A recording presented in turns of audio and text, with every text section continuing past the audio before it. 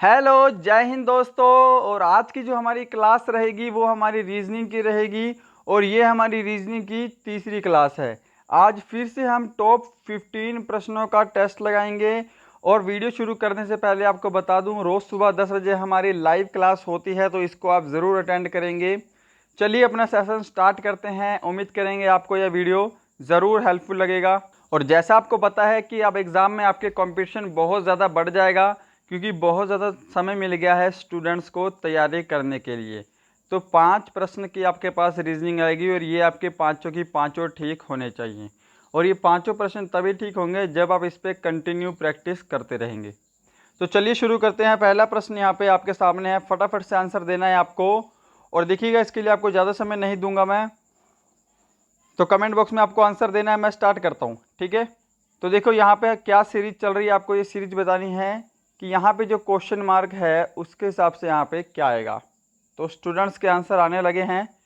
तो देखो ये 144 है, यानी कि ये 12 का स्क्वायर है, फिर ये 11 का स्क्वायर है, फिर ये हमारे पास 10 का स्क्वायर है, फिर ये हमारे पास 9 का स्क्वायर है। तो अब हमारे पास कौन सा स्क्वायर आएगा? 8 का स्क्वायर।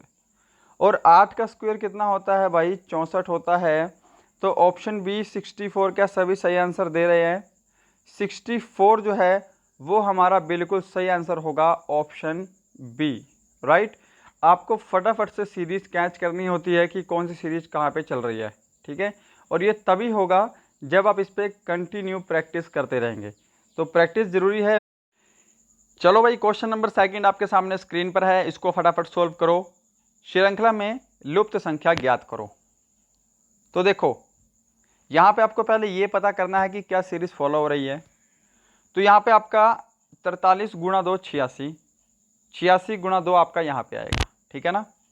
172 गुणा 2 होता है आपका 344, फिर आपको 344 गुणा 2 करना पड़ेगा, जो कि आपका यहाँ पे आएगा। और आपसे ये संख्या जो है वो नहीं पूछी है, आपसे बस अगली संख्या नेक्स्ट पूछी है, जो कि 86 गुणा 2 करने पे आपको प्राप्त होगी। वो कितनी होगी भाई? 172। तो 86 गुणा 2 कितने होते हैं? 172 होते हैं। क्या सभी लोग इसका आंसर सही दे पाए हैं क्या? तो ये आपके प्रश्न का बिल्कुल सही आंसर होगा, राइट। चलो नेक्स्ट प्रश्न पे चलते हैं। क्वेश्चन नंबर थर्ड मैच करो, आपके सामने स्क्रीन पर है। यदि m बराबर 13 है, एम ए टी की जो वैल्यू है वो 34 दे रखी है, तो डब्ल्यू ए एक्स की जो वैल्यू होगी वो क्या होगी? तो फटाफट से आपको आंसर देना है। देखो यहाँ पे क्या सीरीज लग रही है। एम जो है वो अल्फ़ाबेट में 13वें नंबर पर आता है, तो यहाँ पे हमने 13 लिख दिया, ठीक है भाई। एक सेकेंड, EJOTY। अब देखो एम जो है यहाँ पर 13वें नंबर पे आता है, ए अल्फ़ाबेट में पहले नंबर पे आता है, और टी जो है वो 20वें नंबर पे आता है, ठीक है ना। तो देखो यहाँ पे 13 और एक कितने हो गए? 14। 14 में 20 जोड़ेंगे तो कितना हो रहा है? 34 हो रहा है। तो यहाँ पे सबको जोड़ा हुआ है इसने, है ना। तो ऐसे ही यहाँ पे हमको बताना है क्या आएगा। तो देखो यहाँ पे हम कैसे करेंगे। डब्ल्यू कौन से नंबर पे आता है भाई? डब्ल्यू जो है वो अल्फ़ाबेट में कौन से नंबर पे आता है? 23वें नंबर पे आता है, ठीक है। ए जो है वो पहले नंबर पे आता है, और आई थिंक 24वें नंबर पे जो है वो एक्स आएगा, है ना। ठीक है भाई। चलो अब इसको भी आपको जोड़ देना है और यहाँ से आपका आंसर आ जाएगा। तो देखो 23 और एक 24, 24 और 24 48, ठीक है। तो 48 इसका करेक्ट आंसर होगा। क्या ऑप्शन ए सभी बच्चों का राइट है क्या? 48 जो है वो बिल्कुल राइट आंसर होगा, राइट। उम्मीद करूंगा समझ में सबको आया होगा। अल्फ़ाबेट की जो वैल्यू है वो लिखनी है, कौन सा नंबर पे आता है, और उनको आपको प्लस कर देना है। चलो भाई, क्वेश्चन नंबर आपके सामने 4 है, इस तरह से फटाफट से सोल्व करना है क्वेश्चन नंबर 4 को। यहाँ पे आपको बताना है लुप्त संख्या क्या होगी। तो उम्मीद करूंगा आपने इसको सोल्व कर लिया होगा। मैं फटाफट से आपको इसका सॉल्यूशन बता देता हूँ। तो देखो यहाँ पे कितने का डिफरेंस है भाई? यहाँ पे 3 का डिफरेंस है ना, यहाँ पे डिफरेंस है 5 का, यहाँ पे डिफरेंस है 7 का, यहाँ पे डिफरेंस है 9 का, यहाँ पे है 11 का, यहाँ पे डिफरेंस है कितने का भाई? 13 का। तो आगे डिफरेंस कितने का आएगा? 15 का आएगा, है ना। दो दो छोड़ के डिफरेंस दिया हुआ है आपको। तो 50 में आपको फिर 15 जोड़ देना है, हमारी अगली संख्या आ जाएगी। तो यहाँ पे आएगा हमारा 65। तो क्या ऑप्शन बी सभी ने सही आंसर दिया है इसका?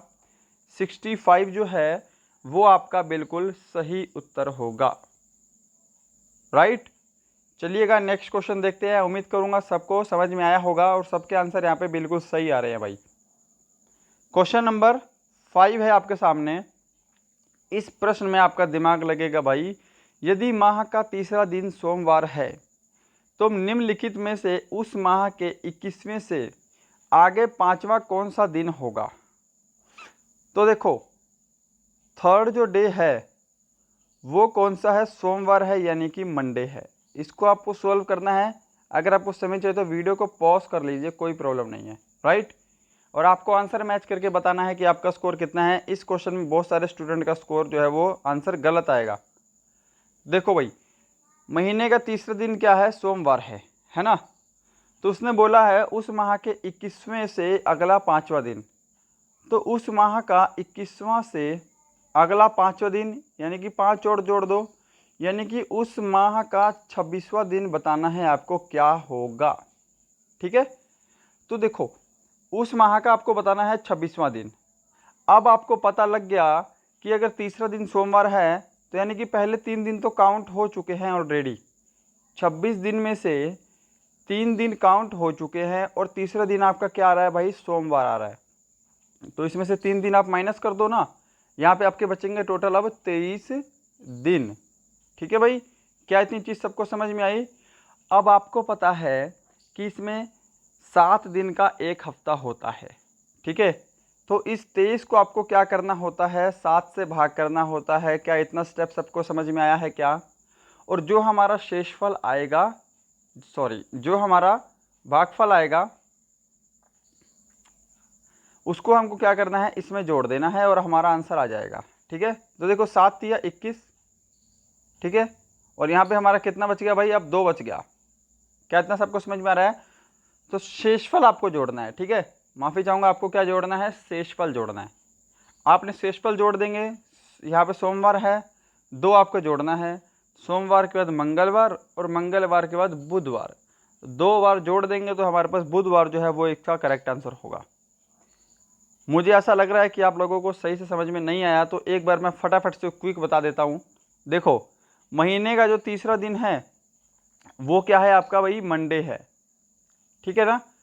अब बोल रहा है कि 21वें से पांचवा दिन, पूरे महीने का 26वां दिन इसका मतलब हो गया।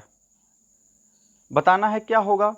अब पहले 3 दिन काउंट हो चुके हैं जिसमें तीसरा दिन सोमवार आ रहा है। तो पहले 3 दिन आप इसमें से माइनस कर दो तो हमारे जो है रियल में दिन कितने निकालने हैं हमको? 23वां दिन, ठीक है। 3 तारीख से लेके हमको अब 23वां दिन तक ही निकालना है, ठीक है। ये हमारा 1 से 26 था और अब हमको 3 से लेके 23 दिन तक निकालना है। अब क्योंकि दिन में एक एक हफ्ते का सिस्टम होता है तो इसको आप 7 से भाग कर देंगे। दिन में नहीं, हफ्ते में 7 दिन का सिस्टम होता है तो 7 से भाग कर दो भाई। 7 एकम 7 तिया 21, और जो शेषफल हमारा बचेगा 2, इसको आपको क्या करना है? इसमें जोड़ देना है सोमवार में। तो बुधवार जो है वो आपका करेक्ट आंसर होगा, ठीक है ना। उम्मीद करूंगा आप सबको समझ में आया होगा। चलिएगा नेक्स्ट क्वेश्चन देखिएगा। नेक्स्ट क्वेश्चन आपके सामने इस तरह से है, लुप्त संख्या निकालो। फटाफट से बताना है यहाँ पे क्या आएगा x की जगह। तो आपको ये पता करना होगा कि इन सब में लॉजिक क्या फॉलो हो रहा है।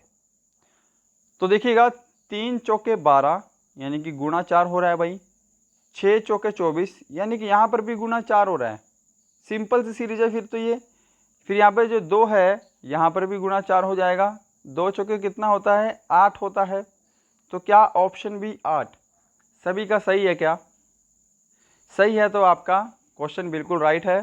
क्वेश्चन आपको मैच करते चले जाना है, ये आपका प्रैक्टिस हो रहा है, ठीक है। क्योंकि रीजनिंग की कहीं पर भी आपको प्रैक्टिस नहीं मिलेगी, सिर्फ यहीं पर आपको रीजनिंग की प्रैक्टिस मिलेगी। अब इसको सॉल्व करो भाई।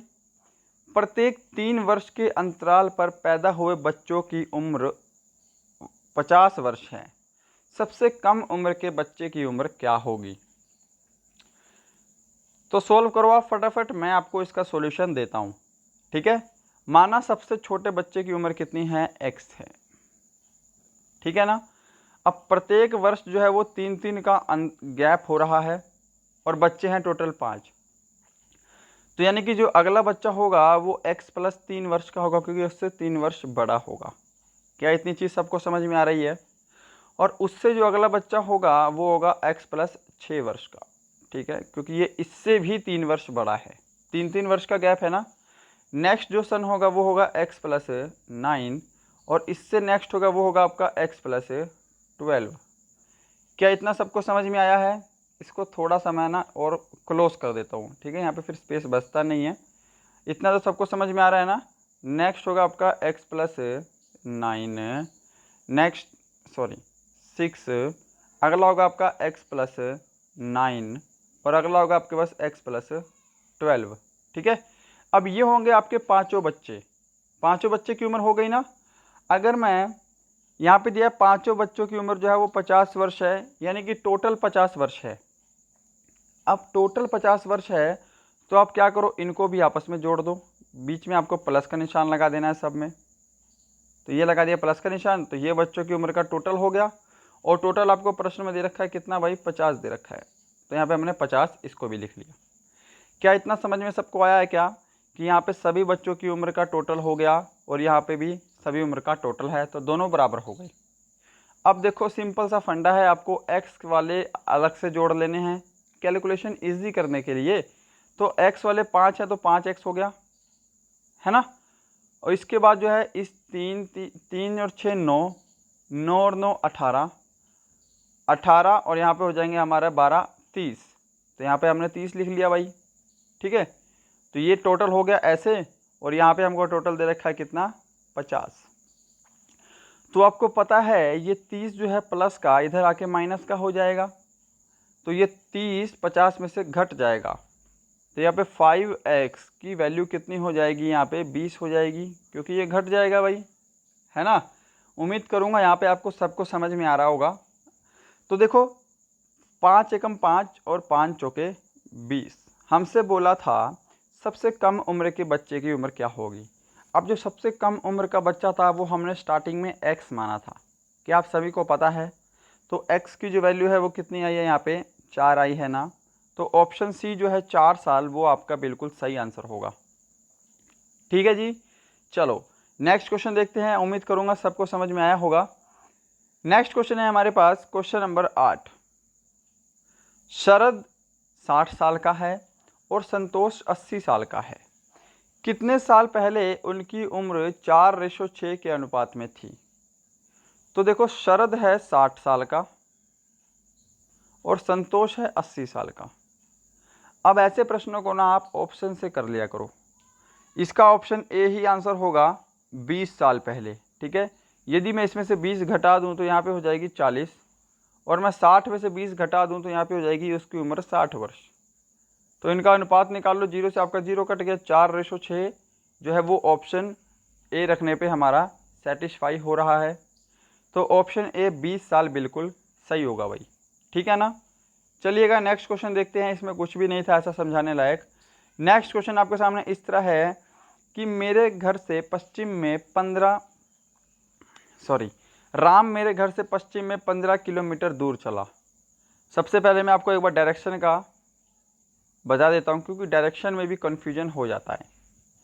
तो देखिएगा यहाँ पे होता है पूर्व, सब चीज़ें आपको ध्यान रखनी है। यहाँ पे होता है पश्चिम, यह है हमारा उत्तर, और नीचे वाला हमारा जो है वो हमारा दक्षिण है, ठीक है ना। ध्यान रहेगा सबको ये। चलो सॉल्यूशन पे चलते हैं और फटाफट से आपके आंसर भी आने लगे हैं। देखो राम मेरे घर पश्चिम में 15 किलोमीटर चला, तो यहाँ पे मान लेते हैं हम राम हैं, ठीक है ना। तो राम क्या कर रहा है भाई, राम जो है यहाँ से 15 किलोमीटर चला ये पश्चिम में, ठीक है जी। चलो नेक्स्ट बोल रहा है कि वह फिर बाएं मुड़ा और 20 किलोमीटर चला। अब बाएं और दाएं में भी कन्फ्यूजन हो जाता है, बाएं का मतलब होता है लेफ्ट। अब वो इधर चला तो इसका मुंह इधर होगा भाई सीधा, है ना। अब इसका लेफ्ट कहाँ होगा, लेफ्ट हाथ होगा इसका नीचे की तरफ। तो जो है वो लेफ्ट जो है वो बायां जो है वो 20 किलोमीटर चला, ठीक है। फिर वह पूर्व में मुड़ा और 25 किलोमीटर चला। तो देखो पूर्व तो यहाँ पे है पूर्व दिशा, तो ये 15 ये हो गया और 10 और चलेगा, यानी कि पूर्व में वो कितना चला, 25 किलोमीटर चला। और अंत में वह बाएं मुड़ता है और फिर 20 किलोमीटर चलता है। बाएं मतलब अब इसका मुंह इधर है भाई, बायां मुड़ेगा तो वो ऊपर की तरफ जाएगा और ये चलेगा कितना यहाँ पे फिर से 20 किलोमीटर। वह मेरे घर से कितना दूर गया। तो देखिए राम यहाँ पे है, ये आपको दूरी बतानी है कितनी है। तो देखो ये 20 से हमारा ये 20 कैंसिल हो जाएगा, इस 15 से हमारा ये 15 कैंसिल हो जाएगा। अब ये पूरा 25 है तो यहाँ पे कितना बच गया, 15 तो कट गया, तो यहाँ पे बच गया हमारा सिर्फ और सिर्फ 10, यानी कि यहाँ पर भी हमारा 10 बचेगा। तो उसकी जो दूरी है वो 10 किलोमीटर पूरब है।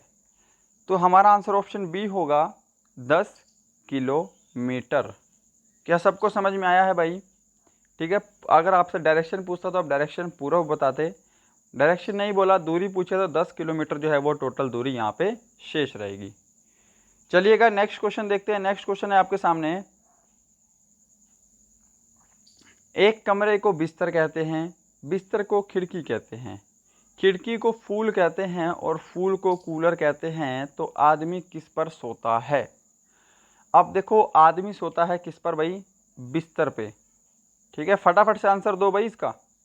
आदमी सोता है भाई बिस्तर पे, बट आपको ये मत करना कि कमरे में, कमरे को बिस्तर कहते हैं तो कमरे पे सोएगा ना, वो कमरे को बिस्तर कहते हैं पर बिस्तर को क्या कहते हैं, आदमी तो बिस्तर पे सोएगा।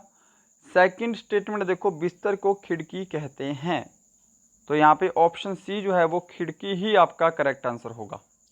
ठीक है, आपको लैंग्वेज में थोड़ा सा घुमाया हुआ है, बट आपको एक्चुअल चीज़ देखनी है कि आपको फाइंड क्या करना है। ठीक है, आपको किस चीज़ की ज़रूरत है। तो बिस्तर को क्या बोलते हैं, खिड़की बोलते हैं, तो प्रश्न के अनुसार आदमी खिड़की पर सोता है। ठीक है ना, ऑप्शन सी सही होगा। नेक्स्ट क्वेश्चन है हमारा क्वेश्चन नंबर 11, फटाफट से आपको आंसर देना है और देखिएगा, उम्मीद करूंगा आपके सभी क्वेश्चन ठीक होंगे। अगर आपके कोई भी क्वेश्चन ठीक नहीं भी हो रहा है तो कोई दिक्कत नहीं है, आपकी प्रैक्टिस हो रही है। ठीक है, ऐसी हमारी रीजनिंग की क्लास आती रहेगी जब तक आपका एग्ज़ाम नहीं हो जाता तब तक।